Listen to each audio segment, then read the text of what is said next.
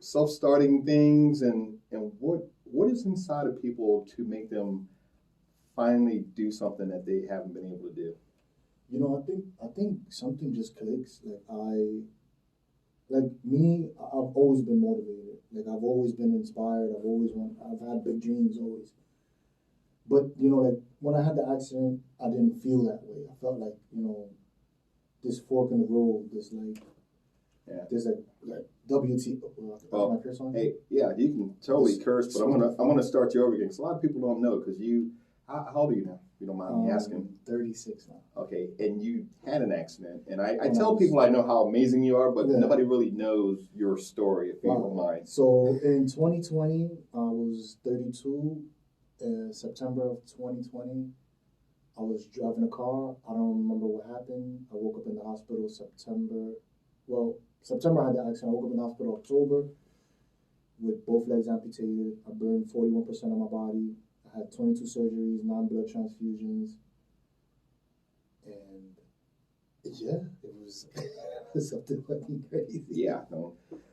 But it was a process, like everything. And who I am today, I think I've always been. I just had to get through the feelings of things. Like I was somebody who avoided a lot of emotions, like, oh, I'm tough and all this, but this was something that happened where there was no avoidance. Right. I was sitting in the hospital bed alone for 90 days, and I cried for like a month and a half. Just once I ran out of tears, and it was something that was just like, yo, now we have to think how we're going to move forward. Like, you got another chance to live. Like, the doctors all told me you were a miracle. Like, how are you going to move forward? And I've never been somebody to lay back. Like, even if I have a day off, I'm not somebody who's at home like, watching TV and just bullshitting. Like me. Like, I'll do something. Like, I'll try to find something to do. But in the hospital was where that switch came on, where it was like, hey, like, something wants your attention. Like, for me to die and come back, it pulled me out of this reality and really showed me a spiritual side where somebody chose me to come back. Where it's like, from what the doctor said, I was dead like for a week and a half. I was in a coma for like a month. It was like, we don't know if he's gonna make it. We don't know. Like my mom had 3 weeks, so just showing up and they're like, hey, we don't know. Hey, we don't know. Hey, we don't know. So for like me to come back, one of the first things I said when I woke up was like, whoa, like I'm back here. Because I remember living another life. Like while I was in a coma, I remember being somewhere else, living somewhere else, like doing other things, and then it was like I was just back here in this reality. So it showed me that side, and it showed me that I was here for a reason, I guess. So I knew that, that brought me closer to God, and it really connected me to my inner world, because there was a lot of time that I was just with my eyes closed. Like I had like stuff on my head, on my face. But me being with my eyes closed, it was me with my thoughts. It was nobody else. It was like, but through that, I made a connection in meditation, like where I could feel that something was like, go, like get up, like let's go, like do it, like don't give up on yourself, like cry, do what you gotta do, but you got the power to change it. You got the power to move, and little by little, like I just made small efforts. I made small goals. Like I would see that doctors would be like, man, like you're healing so fast. Like, like I knew that there was things working in my favor besides what I went through. So it really made me change how I looked at life. It was just like, like I thought when the accident happened, like this happened to me. And then I started to realize that it was sort of like being chosen to go through this and represent this. And represent like what I am. Because when I go out, people see me, like it's not for me. A lot of people, I've had people who see me and they're like, what happened? I had a guy like maybe like 2-3 months ago, I was in a mechanic shop, and the guy comes in, he's looking at me, and I'm looking at him, he's looking at me, he's just like, we're like the same age, so I'm not confrontational, but like, I'm like, what's up with this guy? Right. But he's like, man, can I talk to you? What happened, man? And I'll explain to him, man, I had a car accident in 2020, I didn't expect it, but like, he's like, bro, you look fucking good, man. Like, he said, man, I'm going through some shit right now. And he started to spill his life to me about what he was going through and how it's been so tough. But seeing me, he was like, man, like you smiling in here. You happy. You living your life and nothing's phased you. He said, man, thank you. Like, he was like, because I can't be phased with what I'm going through. And it was just like a simple, like, man, just trust God, trust the process. And I don't, like, it's like I say, I don't see myself as above anybody. I think that everybody has the same power. I think they just haven't tapped into it, And that's the thing, because that's why we're doing this show, because I tell my friends, hey, I hang out with my buddies, I go down to the podcast and all this stuff, but don't really, what the guy was saying is, I don't see it. Like, I'm like, man, probably should talk about that.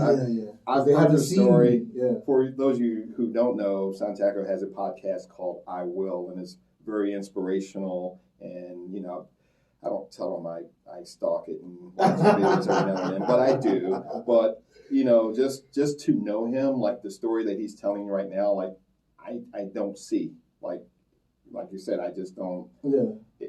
I almost feel like, man, should I? I'm like, I don't really see it.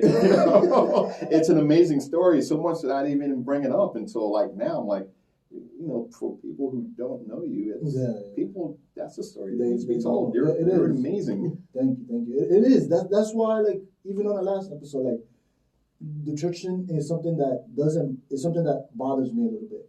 All right. Because when I was in the hospital, I had the pastor come in my room. And I had him ask me the questions. And I was like, man, I like what you're doing. But it's like tied to something that it feels like it's limited. Like, I don't feel like God is in a certain place where I have to go. I realized God was really within me. Because when my eyes were closed, there was nobody to talk to. Right. It was only myself. And it wasn't like a voice spoke to me. I'm not going to say the voice came from out the clouds. It was just more of a feeling and of like an influence to go, like, take it at your pace, but go. And I listened. And to this day, I still listen. That's how I started the podcast. I was like, man, I have something to say. I didn't know where to say it. I thought I needed to be on some big stage, and I was like, start where you are. So I bought a microphone, and I was in a wheelchair from my house, and I started the podcast in my house from a wheelchair when I couldn't even come to this place. And then one day, they invited me to a podcast, and I found this place, and I was like, yo, I love it, and I signed up. And for those of you who don't know history, he invited me to a podcast. And then I met Kevin, and he's like, I don't know, I'm thinking about a podcast. I was like, jump on the show. And then Kevin jumped on the show, and the rest is history. It's insane how you just run into people, and you run into positive people, positive things will happen. And I'm like that. Like, I like to, everybody has potential to do something, and I feel like they know it, but sometimes they're waiting on that let's do it now, and I'm somebody who's like, let's go, let's do it right now. What other time is better? That's what I told you. What's a better time? Yeah, he's almost too positive. Go, I'm like, no, man, I ain't ready. I ain't got nothing to talk about. Don't worry about it. We're going to have a conversation, and you're going to see that it's going to flow, and it's going to feel like, natural. It's not going to feel like something that's pulling you. And he was right. So here we are. Here we are. And I think everybody has that potential. I don't think that it's just me. I think, I'm not a big fan of religion. I don't like to downplay religion, but like, if God is the creator and we are his kids, it obviously makes us creators. And like, I get that there's other books, other Genesis, and a lot of this good stuff that people like to say, but if I make it nice and simple, God created us. We're creators. Yeah. So, if he created us in his image, like the Bible says, now we can get a little religious.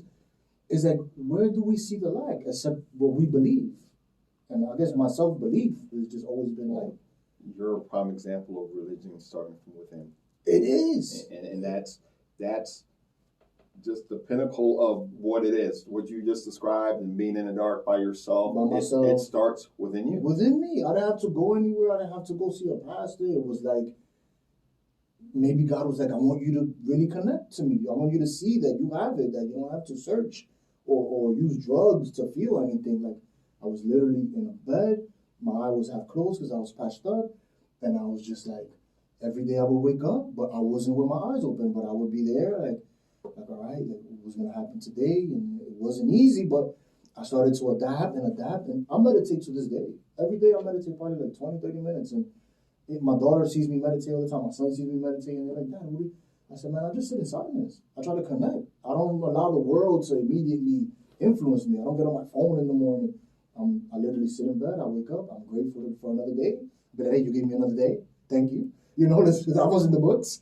A lot of people just don't do that. Yeah, you know, that was in the books, and then I just try to find that within. And every day I don't feel great, but even the days that I don't feel great, I'm reading this good book. It's called Discipline is the Way, and it talks about a lot of Stoics. It talks about like Epictetus and Seneca, and Marcus Aurelius, and I love reading about them because they were living through like some real hard times. Like these people didn't have phones and distractions. Like your life was on the line constantly, and people wanted to kill you, and things were happening, and you had to run the government. It wasn't like now where there's like messages and you know there was courts. People held courts. You had to be aware of what you said. You had to behave a certain way, and you see how even though they were going through all this, they would move and think in philosophical ways. It was like, okay, you know, like it's something that I go through. Like I think about even drinking or like smoke pot sometimes, and I always think about what it's gonna do for me. Right. You know, and I started to think about what does it do to me? What are the consequences of it? You know, and I think a lot of us don't realize the consequences of things. And that's why I started to limit, you know, if I have a drink, I have one drink. One drink is cool. You don't need 20. No. Nobody needs 20. by the time you feel the drunkenness that you think you feel, you're too deep. You know, your body is full of alcohol. Even eating, like if you eat past too full, it's too late to realize that you ate past too full. So I start to see things as what do they do to me instead of, you know, and that's just for me to maintain a discipline and eat little pieces of things, you know, like not just gluttony and going crazy. But I'm gonna be honest with you. If it wasn't for this accident, I would have known none of these things. Yeah, that was going to be my next question. I'm like, before, I was, you know, motivated.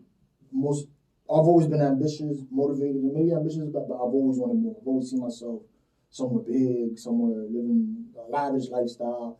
But I started to realize that it's not even like somewhere far. I'm that person today. You know, like it's here right now. It's not somewhere where I have to go or I have to become. I'm constantly growing and getting better, and I think the accident was something that made me activate. Like you get it. Like I learned a lot of this stuff before. The accident was like no more practice. Right. And now you're gonna now you gotta practice what you preach because there's no other choice. Yep, that's kind of one of those I'll never drink again moments, and then like the next day you're not going to be drinking. You actually, hey, you learn like, hey, this is what I said, and this is what I'm going to do. I had to do it though. It would, like, you know. Well, but that's the whole thing. A lot of people, what people have to do, they don't do. They don't do. They don't do.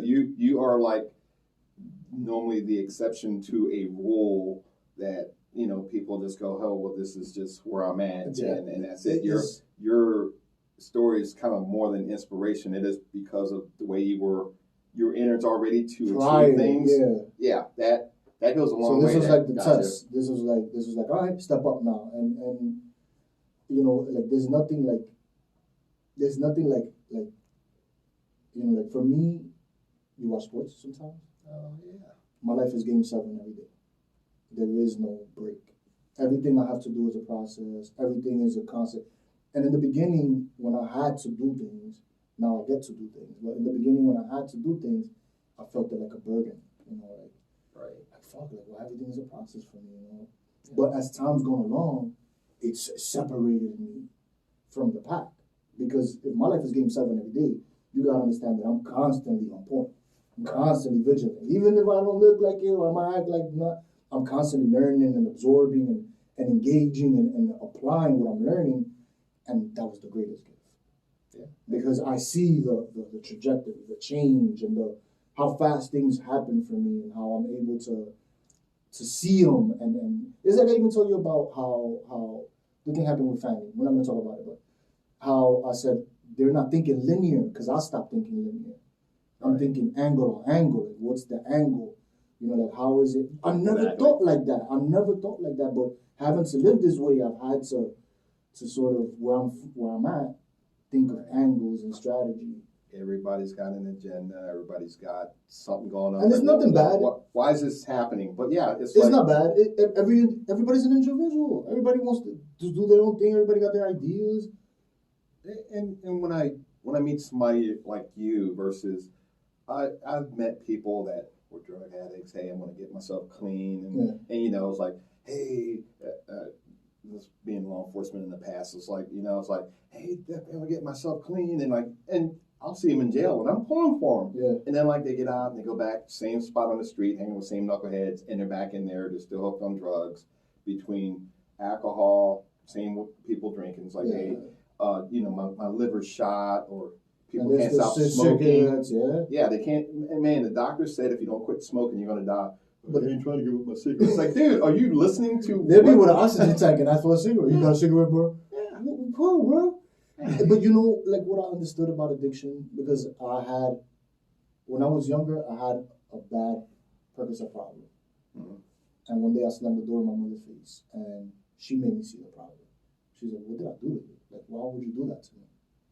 And it made me stop and be like, right, fuck, like, for real, what did my mom do? Why am I so angry? And I realized that I had a problem. But what I realized also is that all those people that you mentioned, cigarettes, alcohol, drugs, they don't have a problem. This is their solution. Right. They have a pain that they haven't faced. They have a time in their life that they're running from. And there's people who've been running for years. Yep. Their mother passed in a tragic way. They lost their legs in a tragic way. And they never had to face themselves because they continued to get high. And when they get sober, how do they feel? I need to get high. Yeah. Because now I got to face the reality that I've been running from for 20, 30 years. And there's that pain. There's that pain. And me, I was just like, I got to face everything. Like it was like, maybe I'm wired differently, but I was like, I got to give this face. There's no running from this. This is like the reality. Yeah. And see, that's not normal. That's not normal. That's not normal. That's all I'm telling you. That's all I'm saying. It's an amazing story. I think it's normal because I don't see it as something like I'm doing that's out of this world. I think like I hear a lot of people say that to me, and like I keep going, but like I never thought another route. You get it? Like I didn't think about another option. Right. And like it wasn't like, oh, now you can sit in bed and take pills and sleep all day. Like I think that would be depressing for me. Like, but that's what people. That felt like a hell for me. That's like one thing with eating. Like I've seen overeating people who literally cannot leave their apartments because they've eaten. I mean, forget about TV. Like when you see that shit in real life, it's like you can't get up. I see people you can't get out. We got to cut the door open and get you like out. A truck tow truck to get you out your house. That didn't just happen overnight. No, that was just you. Like, when is enough enough? Like, it's like hell. It's all about facing yourself. And that's a lot of pain. That's a lot of. It's hard. Food as an addiction for mass hundreds of things. It's not just like you love food. It's comfort and whatever else and everything else. Like facing yourself is hard, but it's hard depending on like what perspective you're looking at it. Because I could face myself and pick myself apart. Right. That's destructive. You get it? Like that's not helping me. That's what people do. They go. Oh, so they go back to it. So they go back to it. This. What's the use? So what's the use? Yeah. That's what it ends up. It ends up. It's a destructive cycle. It's like, I'm fucking alcoholic. Like, what's wrong with me? And I gotta drink, and then it's a cycle because you're in a rhythmic rhythm. Is like to break that cycle is the pain. Yeah, is I'm not that. I need to get out of this. How am I gonna get out of this? And it starts with you. Nobody can do this for you. And no matter how many people drag you to any meetings or saying you need to do this or you need the to old saying is the old saying. You can lead the horse to water, but you can't force him to drink. Yeah, it's all it's true and it's all internal. But it's like those people, which is I guess why I wanted to do this when we brought it up. I'm like, it's like for some reason I like bypass you, but you're like the essence of what that was about. That self-starting it comes from different ways. Yours came from your accident, but some people, like I said, it's all the addictions or issues or physical limitations that we describe. But a lot of people not that they don't know where to start, not that no one helps them. It's like, not me. I can say this to the people. If you don't realize it, every time that you're self-conscious about something, this is God giving you a chance to fix it. Every time you say, damn, drink, that's God saying, damn, drink. And it's your opportunity. It's not a bad thing. It's your opportunity to make a decision right then and there. Like me, I've been trying to get my attention for a long time. I'm just wired different, so I'm like crashing into the wall, but I'm running right back into it. Like maybe I could get through it until it was like, no, there's no getting through it. You gotta transcend within and understand that this is happening for you to fly over it, and you'll see that the monsters that you think that are monsters are fucking miniature shit that you created in your mind to be. That's like the truest thing I think I've heard in like a couple, because the things you manufacture in your mind are 10 times imagination worse than will go. Yeah. My mom, she learned a lot from me because she's somebody that used to be like, oh, I don't think I have enough for the rent, back in the day. And it will start there. It will go to the light won't be paid. We won't have food. This is going to happen. Then I will lose my job. And then I'm like, yo, half of these things have not even occurred yet. Yes, and you're like, off by $20. You're off by $20, and the world ended already. Yep. And she tells me all the time, she's like, I learned so much from you, because she sees me sometimes like that. I'll struggle with certain things, but I'll take it on the chin. Like, I'm like, you know what, fuck it, let's continue on. And that's the I had a friend that way, and some of my family members too. Yeah, every month the sky's falling. He's like, the same shit is due every month. Same shit. It's like the sky falling every month. Like, just like you said, it hasn't happened yet. Yo, I did an episode before you came in. It's called I learned something recently, because I'm not somebody to take a vacation. It's hard for me to take a vacation. Oh, not one of those people. I'm fucking one of those people, and I'm an entrepreneur, so I don't have no boss that's like, take time off. I'm the boss, and I'm like, fuck time off. But, it brought me back to my connection with God. And it was like, do intentional work and detach. Because of the detachment is God working for you. It's like podcasting. We've done how many episodes? Sooner or later, you'll see somebody be like, hey, we want to pick you guys up. Hey, we want to do this with you. But this doesn't happen when you want it to happen. Yeah, you're not. It's going to happen when it has to happen. But this is part of focusing on the process. Yeah, you got a goal of it to become $1 billion, this, contracts. Yeah. That's the goal. But if you focus on the process and you do intentional work and detach, that's the balance of it. That's where you give room for God to work. Because if you think that you're going to be like, I'm going to get tomorrow to $1 million, and you're going to focus on every dollar, it's going to depress you. See, as you know, I'm old, so the thought of me making like money doing this was, trust me, not the initial whatever. It's like what we're doing right now. I enjoy this. It's going to pay you one day. You'll remember that I told you it's going to pay you one day, and you'll be like, fuck for talking shit. I ain't remember money for saying my opinion. For saying my opinion, but you'll realize that people want to hear it. People enjoy it. It'll be entertainment. And you enjoy. I'll say that all the time. So I focus now on a schedule of processing. How can I make this more enjoyable? How can I make the podcast more enjoyable? I know my goals. God knows my goals. I'm not worried about them. I'm going to let him make his magic. But I'm going to put in the intentional work and release it. Because that's where it flows to you. Like when I say things are from within, if you're at war inside you, your outside world is at war. You don't realize it. Everything is a conflict for you. You're in survival. Because in your mind, every time something happens, you're like, oh, fuck. Oh, this happens. Oh, this too? And that's a cycle also. So now if in your mind, you're constantly like battling like this, you're living in survival, nothing is ever, it'll be fine. You'll never hear that out of those people. No, you don't hear those out of ever. Like, they live in survival. About it. They have an internal conflict. They live in survival. And, you go to church, I'll see people that be like, oh, yeah, I go to church every Sunday, things haven't changed. I'm like, because you have to change. It's not the church. You don't got to go anywhere to change.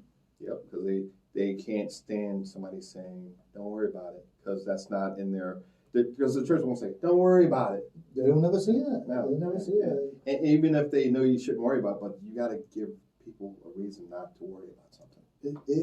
They got to understand that they're living in survival, man. My mom lived in survival for many years and passed it to me.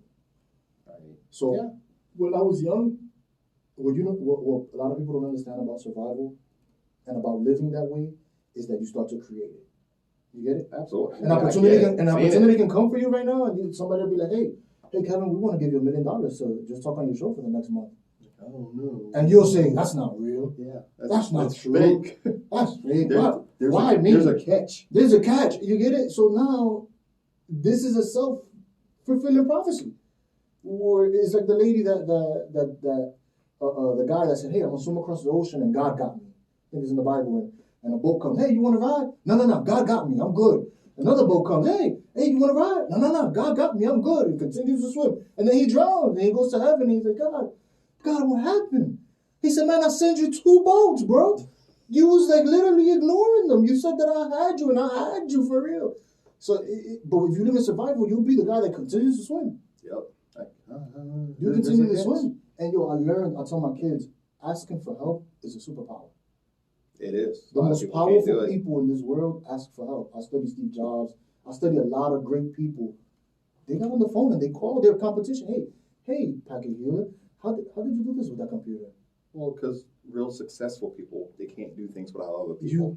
You just can't. You can't. Nobody does anything alone. People who succeed is not alone. Always a team. Yeah, and whether who gets credit for it is what the only thing people see. But behind the scenes, nobody has done something on their own from here all the way up here. Everything that I am and who I am, I gotta say I can say is my environment. I can say it's my mom. I can say, look, my godfather was here recently, and I never noticed how much good things my godfather instilled in me as a kid. Right. The way I moved in the street, my godfather instilled so many good things. He could have taught me some garbage, but I've lived long enough to realize that he gave me good stuff. He gave me the right stuff. He told me, "Yo, that's not correct." And it's good to pass that on because you pass it on to your kids. Yeah. I know you do. I give it all day to my kids. My daughter's 4, and I talk to her like she's an adult. Yeah. And I tell her, "Hey, that's not correct. Hey, watch your tone." 4-year-olds are probably like I was when I was like 11. You know a lot. They know a lot. And it starts from within, though. Like I'm telling you that how it's all a perspective. Yeah. I could have easily done drugs. Nobody would say nothing to me. No. Nobody would even blame me. They'd be like, "Look what he went through." Yeah. Oh my gosh. Yeah. They would have been like, "Yo, fuck, poor guy." Poor guy. Yep. If people see me and they're shocked, I'm the one that's not in survival. They'd be like, "Whoa, bro, you out here doing your thing." Like, I got no excuses, but I got all the excuses that I want. I could literally sit on my ass, live off the government, and say, "Yo, I don't want to do nothing no more." Right. And you know, okay, yeah, something happened. Yeah. And people do that and they're totally content. Yo, sometimes I talk to clients on the phone, right? Sometimes I talk to clients on the phone to sell their house. I had a lady probably like a month ago. I'm on the phone with her. She's like, "I'm a sick lady. You know, I got diabetes. You know, it's hard for me to work. It's hard for me to walk. Do you think that you could pick me up? Do you think that you could take me to the house?" I said, "Yeah, I could do all that for you." Yo, when she saw me, she started to cry. She said, "Man, I'm on the phone complaining to you about that I'm a sick lady, that it's hard for me to do this. And you're literally driving me around, missing 2 feet, and you haven't said none of that to me." Yep. I was like, "There's nothing to tell you. I'm here to do a job. How can I help you? Let's go see this house. Do you like this house? Do you like that house?" And it's like, I think that in that way I am doing God's work. Oh, absolutely. And that's an incredible story. Living in purpose. Like, I think I constantly live in purpose, just being me. I think a lot of us wanna be somebody else. I think you just gotta be the best version of yourself. You can work on yourself every day. You will inspire somebody, some way, shape, or form.